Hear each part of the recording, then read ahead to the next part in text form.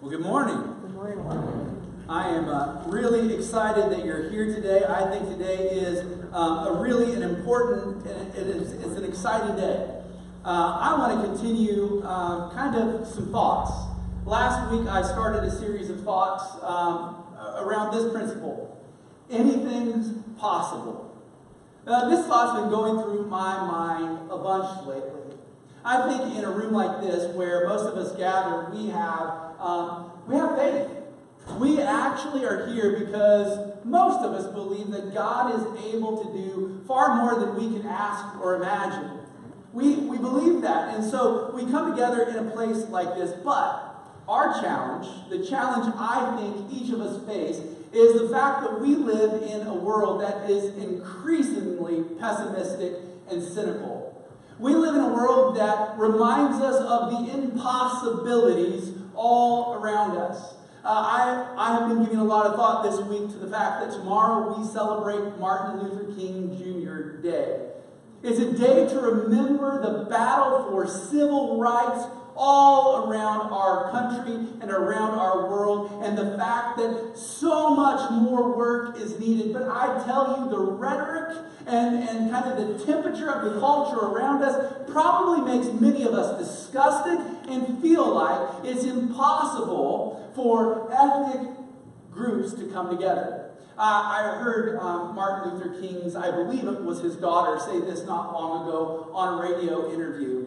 She said she is sick and tired of hearing about racial issues. She said, there's only one race. It's the human race. And I couldn't agree with her more. I believe this, that though we have many different ethnic backgrounds, God has created every single one of us, and He wants us to be sons and daughters of a kingdom without color. As a matter of fact, in the book of Revelation, He says this. He says that every people, every tribe, every tongue, every nation will come together and celebrate through the blood-bought family of Jesus Christ. And so, though the world wants to remind us of how pessimistic and bleak things sometimes seem, I believe anything is possible. We also live in a time where it seems impossible. We have many college students and many single people who attend our church, and we are thrilled that they're here. But one of the things I have heard over and over from college students is, I desire to find a person to date, maybe even eventually marry, that has the same passion for Jesus that I have. That they're running the same direction with an intensity for Jesus, and sometimes, I know, it seems impossible that that person is a myth, that they're not real. But I believe with God, anything is possible. I think about the parents in the room, and how sometimes it seems impossible to be good parents. It seems impossible with the pace that we run and all that we have to do, and with all of the crazy outside influence on our families, that it is impossible to be godly parents and raise godly children and teach values, morals, and virtues and a Christian ethic. But I believe anything is possible. We live in a time when quite frankly, the church in Western culture, our culture, is in drastic decline. We live in a time where it's very easy to be somewhat pessimistic about the church. I was hit in an article this week, and it's from Christianity Today, which is a Christian publication, which looks at all sorts of ways that Christianity is impacted or functions within our current culture. And this is the title of the article, Recalibrate. 10 steps every church must take this year or be dead in a decade. Oh, great title. Are you interested? Right? As a pastor, one called to lead a church into the future, a title like this grabs me by the throat and has my attention. What does South Lake Wales Church of God need to do in 2018 so that it isn't dead in a decade? I want to know that. Well, listen to the beginning of this article. The author writes, I believe the next decade or two will be critical for the Western church. The culture around us is experiencing a once-in-a-millennium shift right now. Let me say that again. The culture around us is experiencing a once-in-a-millennium shift right now. A recalibration of the way we think about everything from morality to our sexuality to our identity and our theology. It's only just beginning. So for those of you who are looking around and saying, holy smokes, it's changing so fast and everything's so crazy, what do we do? It's just the beginning. It goes on to say, and the pace of it is being propelled into hyperspeed by new technology. So what's the local church to do? We must hold to two seemingly competing ideals in our hands at the same time. One, stand strong on the unchanging principles of God's Word. Two, adapt our methods to a fast-changing world. I love this reality check. The calling to us that a church 10 years from now could cease to exist because we, the people who make up the body of Jesus Christ in this particular place, have forgotten or are missing what it is God would call us to do to reach the next decade. I believe this, that each one of us are called.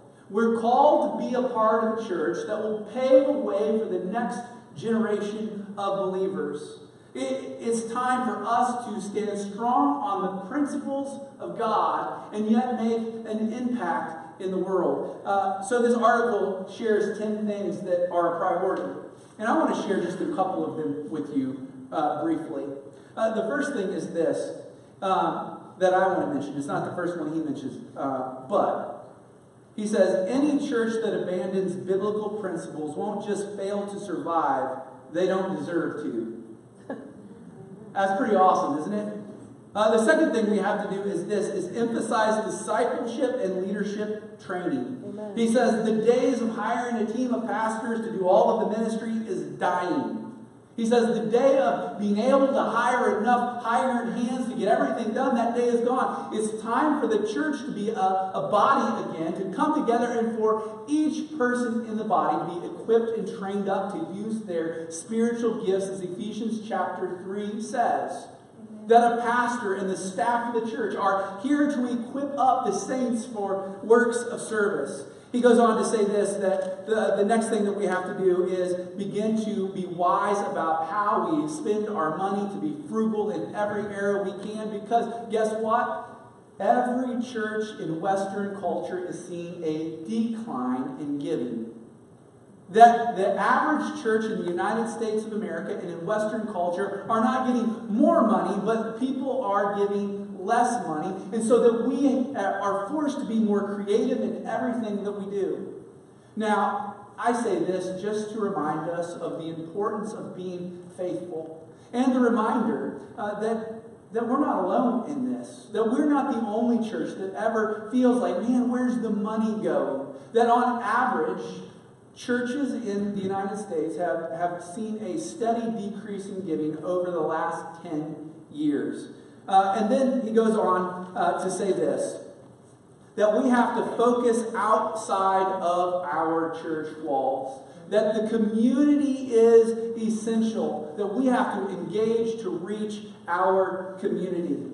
Such things as this, is that we have to be for our schools. That we have to look increasingly at ways in which we partner together to make an impact, to make those schools function better and educate kids and have an open door in to make an impact. Such things as continuing to partner with Bach Academy. Some of you know this and many do not know that following the impact of Hurricane Irma on our region, Bach Academy was greatly impacted. Their facilities were damaged. And they've been using space here at the church every day, every weekday, to hold classes. And we've been able to partner with them to let education continue. This has been a great partnership, a way to help students and help people and help the school and to help our community be better. And likewise, there are future opportunities with Bach Academy to make even longer and more lasting impacts, and I believe we can do this. Secondly, I think of our bus ministry. Every Wednesday night, we host what we call Bold. Bold athletes living for the Lord. And this is a time where we bring elementary-aged kids together, and we have a chance to present the gospel to them. 5 years ago, I would have told you this. Bus ministry is dead. Bus ministry doesn't work. My eyes have been completely opened and my heart completely changed. In our community, in the community around this location, bus ministry is a powerful tool to reach children for Jesus. I will tell you this, the single most exciting ministry moment of my last year, and frankly the last 2 months, was listening to conversations on the bus each Wednesday night between leaders and the kids. To hear a leader ask a question, do you know about Jesus? Do you know what Jesus has done for you? And to hear a kid say flat out, no. And to hear that young person begin to unfold the gospel of Jesus. There's no greater moment than that one right there. There's no greater moment than celebrating that in the month of December, 3 children in that ministry gave their lives to Jesus. Amen. There's nothing more exciting than that. Can we impact the future? We can, by reaching out to the community right around us. I believe this, that we have an opportunity to love our community, to see lives changed right here. And one of the most exciting ways for us to do that is to complete the community ministry center immediately to your right. I believe this, that the time has come for us to step up and to complete this facility so that we don't have to face obstacles that we faced in the past. Well, let me give you an example from our ball ministry that has me so excited. In November, we experienced a time change. And suddenly, it started getting dark at about 5:35, 5:45 every evening. And though our team was committed to finding solutions to problems like that, if we would have had a facility that had lights in it and space available, I believe we can fill it in no time. Amen. I believe that ministry can happen right there. I believe that it's powerful. Another exciting moment from my week. There is a young lady who has joined our church family in the last many months, and she is a young lady who has run her own fitness business in the past. Last week, she heard my message and sent an email and said, you talked about running a fitness and health program for senior adults. Do you have somebody to do that? The answer is, yes, you. No, that's not what we said. We said no, and she said, I'd like to do that. Amen. How exciting is it that people see opportunities and say, I can make an impact? Now, with great love and respect, we have plenty of senior citizens who need to get healthier. She shared this with me. She said that as I look at the prayer list in the bulletin each week and the number of people who have physical ailments, she said, I have to confess that sometimes I have a terrible attitude, and I think, they do this to themselves. And so I want to help them get healthy. I don't want to just pray for them. I want to help them get healthy. Isn't that really cool? Amen. Isn't that exciting that somebody would want to step up? And I believe that this could be a huge impact for reaching people in our culture. Amen. Well, in a time, it seems to me, that it's easy to be negative and cynical, and that the social discourse all around us affects relationships and families and even our church, I think it is time for us to re-engage our faith muscle. I think it's time for us to claim the faith that has made us children of God. I think it's time to believe in the things that seem nearly impossible and believe that God can do something about it. So what I want to do in the next moment is share a story from Scripture with you. So if you have your copy of Scripture, open up to John chapter 2. It's one of my favorite messages to preach on. Let me read it and then you'll probably know why. John chapter 2. On the third day, a wedding took place at Cana in Galilee. Jesus' mother was there, and Jesus and his disciples had also been invited to the wedding. When the wine was gone, Jesus' mother said, "They have no more wine." "Woman, why do you involve me?" Jesus replied. "My hour has not yet come." His mother said to the servants, "Do whatever he tells you." Nearby stood 6 stone water jars, the kind used for the Jews for ceremonial washing, each holding from 20 to 30 gallons. Jesus said to the servants, fill the jars with water." So they filled them to the brim. Then he told them, "Now draw some out and take it to the master of the banquet." They did so. And the master of the banquet tasted the water that had been turned into wine. He did not realize where it had come from, though the servants who had drawn water knew. Then he called the bridegroom aside and said, "Everyone brings out choice wine first, and then the cheaper wine after the guests had too much to drink, but you've saved the best till now."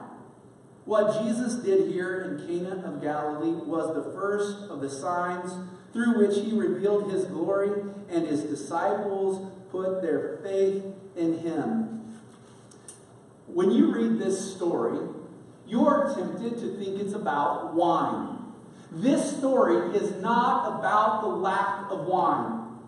It's not about the poor planning or logistics in a wedding. It's really easy. How many of you have ever been a part of a wedding? Maybe you planned a wedding for a child or for your own family, and you recognize that you want everything to go just so, because you don't want anybody at the rehearsal to say, "Wow, they didn't plan for me. There's no seat for me to sit in. There's no food for me to eat. They've given me food I'm allergic to." There is this social thing that goes along with a wedding that's really important. The parents want this to go off well. Well, in this particular situation, in the Jewish culture, in this day, this is a shame culture. A culture that says if things don't go wrong, shame on you, you're a horrible person, and there are social and religious and relational consequences involved in this moment. So this is not a story about wine or logistics. This is a story about shame. In the midst of this story, suddenly after the celebration of this man and woman coming together, Mary, the mother of Jesus, recognizes a problem. Her sensors are up. She's obviously compassionate about how this family is viewed. And she recognizes there's no more wine. Author and pastor Max Lucado says that this is the first prayer in the New Testament to Jesus. Jesus, there's no more wine. There's no resources, and you can do something about it. Now, I love Jesus' response to this. "Woman, why are you bringing this to me? My hour hasn't come yet." You know what Jesus is saying?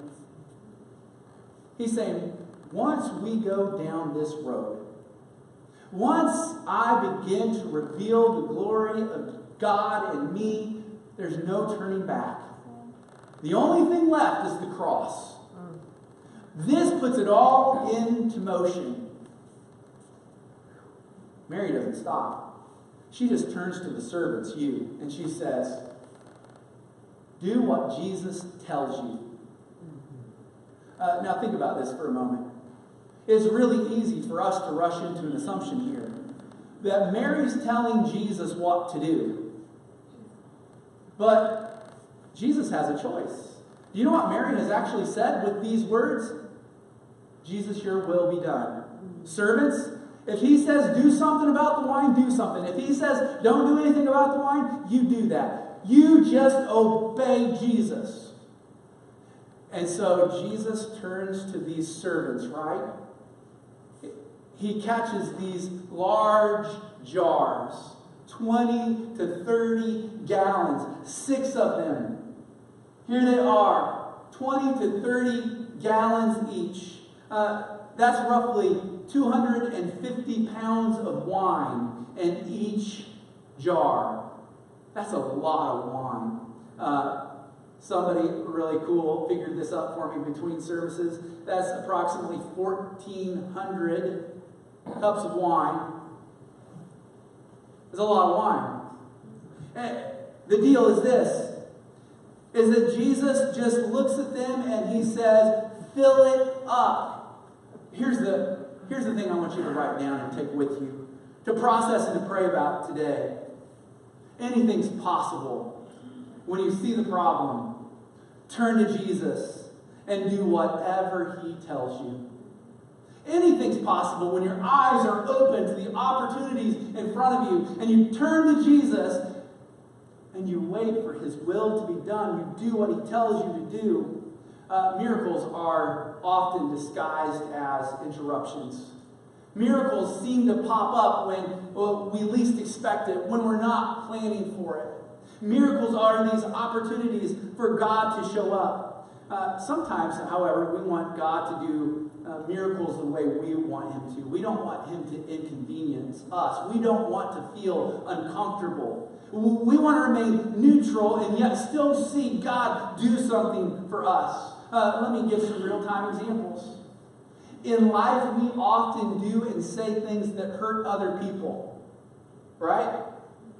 And when we do that, there is this time that we pray, God, can you heal the relationship? But we're unwilling to turn and say, I'm really sorry. I know I wronged you. I know what I just did put distance between us. Would you forgive me? Whoa. We often do things like this. We recognize that we have a deeper root issue that God wants to work on. But our pride says, you know what? You really don't want to see a counselor. You really don't want to deal with this. You don't need psychobabble. You don't need people digging in. You'll be okay. Just hang in there. Keep praying and God will help you. Sometimes we say things like, hey, I got this addiction under control. I'm really not addicted at all. I really don't have a problem. I'm just going to keep praying and it will go away. Sometimes we say, I know God is going to fix my financial problems, but I'm not going to get a job. All of these ways are us saying, God, I want you to do everything, but I don't want to be involved in the process. When we find ourselves in what seems like a hopeless situation, we often just say, I'm going to put a little bit of water in the jar. But think about what these servants did. They filled these 20 to 30 gallon jugs to the brim. They filled it to the very top. We're talking about water splashing over the edges. We're talking about a mess in progress. We're talking about things are suddenly getting real. When we or you need God to do what only he can do, we need to do what we can do. We need to fill it to the brim. So these guys, they fill it up. They're not halfway in. They're all the way in. They're holding nothing back. It took faith for them to fill these jars. But it took faithfulness to fill them to the brim. It took faith to say, okay, this guy says fill these jars up. He must be nuts, but okay. But they fill it to the brim. They fill it to the very top with an expectation, with a hope. The combination of faith and faithfulness put them in a position to experience the miraculous. The combination of them having faith that God can do what God says he can do, and them actually being faithful to do it, that put them in the spot for something unbelievable, something greater than they can imagine to take place. Now, it would be awfully offensive for me today to look out in a room of people I really care about and say, you don't have any faith. I mean, wouldn't that just make you mad for somebody to tell you, you don't have faith? I think you're here because you have faith. You have hope. There's some form of expectation within you. And when we combine that faith with faithfulness, to step out and to do the work, to fill up buckets of water and come and fill the jars, when we have the faith to keep on filling it until it's splashing over with the question mark of, what's going to happen? This is going to be weird. It's water. It's water in cleaning containers, for crying out loud. This is weird. This is weird. But their faith combined with faithfulness brings a miracle.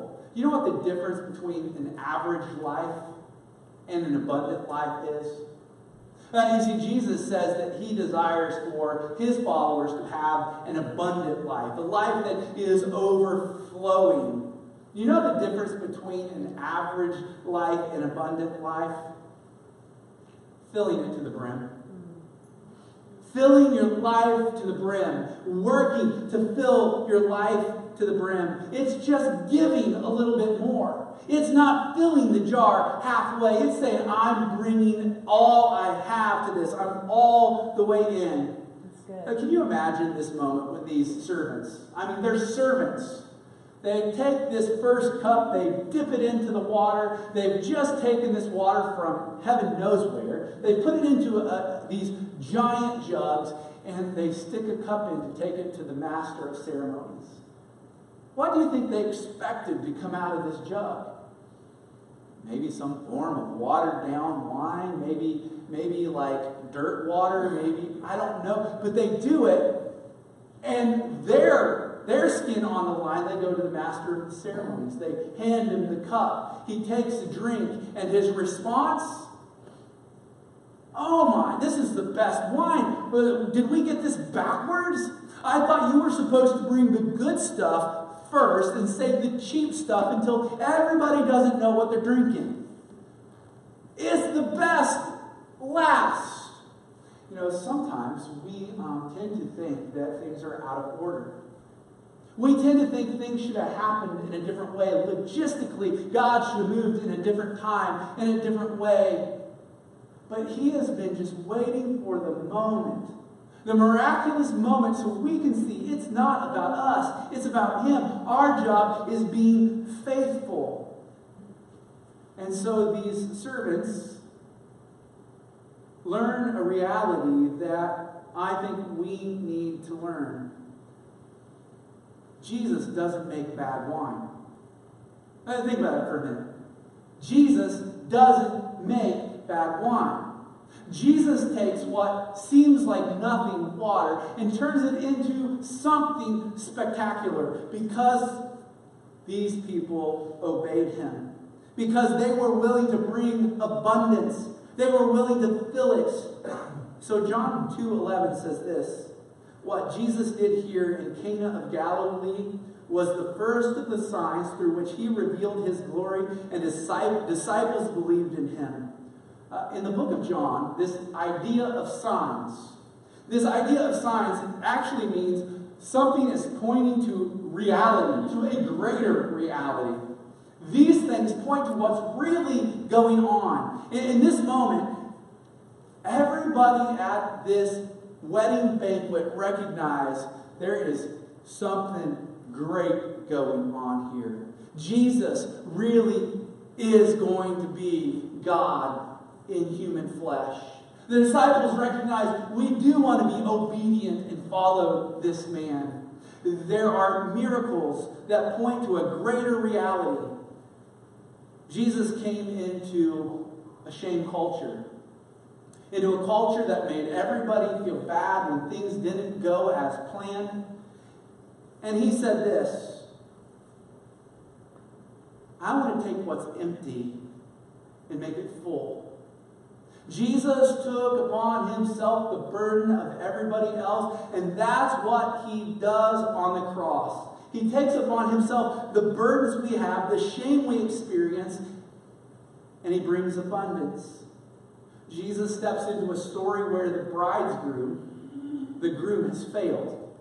Now, I don't know if you can imagine what that must feel like, but this young man is, I'm sure, if he found out, overwhelmed. And in this moment, Jesus proves to be the greater bridegroom. In the book of Revelation, we are told that Jesus is the groom coming to claim his church, the bride, and that we are going to experience a great wedding banquet. All of those who have experienced and trusted in faith in Jesus, they're going to experience a greater day. Jesus is the better bridegroom. Jesus steps in as the real master of the banquet, the ceremony. The guy who's saying, is this good wine? Is this bad wine? Jesus brings the better wine. What we lack, Jesus provides. Now, I want to end with this question. And then I want to share a little bit of information with you. As you survey your life, now just stop. As you really look at you, at your life, where is it that you need to take hold of the spiritual truth that anything is possible with God? That stepping out in obedience, no matter how silly it seems or uncomfortable it may be, that God can work impossible things out. I want you to spend a moment holding that truth and asking the question how you need to step out in faith. But I want to talk about our church family for a moment before I conclude. I started the top of the message with an article, 10 Steps That Every Church Must Take This Year or Be Dead in a Decade. As I read that article this week, I kind of went down a rabbit trail. What if we were to write an article for South, for our church family? 5 things South must do in 2018 or be dead in a decade. I went down that path and I asked that question. What is it we need to do now to reach the next generation, to see our faith multiply and expanded beyond our short lifespan? As I began to think about that, there are multiple things that came to mind. But first, let me suggest this. I think the first thing we have to do to lift the shame from our church family is we must complete the community ministry center to your right. We have to step out in faith and say, God, I'm going to bring my faith and my faithfulness, and I'm going to expect you to do what I can't do on my own. For all that we've experienced, we're now trusting in a miracle that propels us into the future so that we can make an impact for you. Now, some specifics about where we are with that right now. First of all, we need $1.2 million to take occupancy of that facility. We need that $1.2 million just north of that so that we can complete that and begin to do ministry to our community for young people, for immigrants, for schools, to make the greatest impact we can, to partner with those educational institutions around us and beyond. We need $1.29 million. Now, the elders, the building team, the finance team, and I believe that the best way for us to move forward in this moment, a step of faith, is to secure a loan for that amount of money. Our plan is this, is to use the $3,500 on average that our congregation, our church family, faithfully has been dedicated to give on a monthly basis towards that loan payment. In addition, we plan to use the faithfulness of Harold and Betty Pontius, who left us an endowment for $1.4 million that we have been investing. And we can use the interest and the dividends off of that, which is a total of approximately $4,125 per month over the last 2 years. That total from your faithfulness and from the ongoing faithfulness of the Pontius family is $7,650 per month. For us to secure a loan for $1.3 million at 4.75% with a 10-year fixed interest, amortized over 30 years, the payment per month, which is the thing many question, is this. the monthly payment would be $6,260, of which we currently have $7,650 per month coming in. Meaning, we can immediately pay the loan, and everything over the amount we have will go towards principal immediately. We believe with all of our heart that this puts us in a position to move forward in faith and faithfulness. Now, I know many of you said, "Whew, I could not keep up with everything you just said." That's why our elders have prepared in the back on the table a frequently asked questions. There are 15 questions and answers here that will help you understand where we are, how we see we can move forward, and what we'll do about that. I believe with all of my heart that this step of faith and faithfulness will propel us into the next things. Prioritizing external relationships with others, prioritizing children and family ministry, youth ministry, engaging our church congregation to use their gifts and abilities to reach others and impact others, and also to see our Sunday mornings grow in vibrancy and worship to God. This morning, Greg Littleton from Citizens Bank and Trust was here between service to answer questions. I can assure you that Citizens has been our best option. We looked at many different lending opportunities from Christian organizations, national organizations, and local lending. And Citizens, by far and away, gave us the best opportunity to move forward. We're very excited about this and believe that pending your vote next Sunday morning, we can quickly move forward with this loan and get started on actual construction. Again, I encourage you to pick up this frequently asked questions to help you through those. And here's the deal. So next Sunday, we're going to take a vote. In each of our Sunday morning services, there will be at the end a short business meeting with really one priority: congregational approval for us to move forward on lending, to borrow this amount of money, and to begin to build as quickly as possible. We believe today you should register to vote. You can do that in the back at the tables. If you cannot be here next Sunday, we encourage you to pick up an absentee ballot and to sign up for that. And here's my final real thought. I have had, and the elders and the building team and I have had several different meetings where we have met with groups of people to talk through the details and the questions that they might have. An ongoing sentiment that I've heard is people want to give to this project, and there is excitement that is now beginning to look feasible and like it's moving again. There was a gift given at the end of 2017 of $10,000 that was a physical vote. I believe in where we're moving. This moving forward gets me excited. I want to show and encourage that we should get moving. I've had several other people say to me, "I really want to give. I wasn't here when you started the last campaign. How do I get on board?" If you're one of those people, you're saying, "I wasn't here before. I knew nothing about this." I want to tell you that you can help us fill the jars to the brim. That you can contribute in a way to make an impact. And you can start giving now. You can pray and begin to say, "I want to give over and above my tithe and offering to make an impact." And so we want to challenge you and give you the opportunity to do that. Well, here's what I believe. I believe that if you will look at the problem in front of you, whether it is us as a congregation with this facility or the problems in your marriage or in your life, and you'll turn to Jesus and you'll do what he tells you, that it will transform your life. I believe in the abundant life. I believe that if in faith you move in faithfulness, God will pour out abundance on you in a way that will impact you in great ways.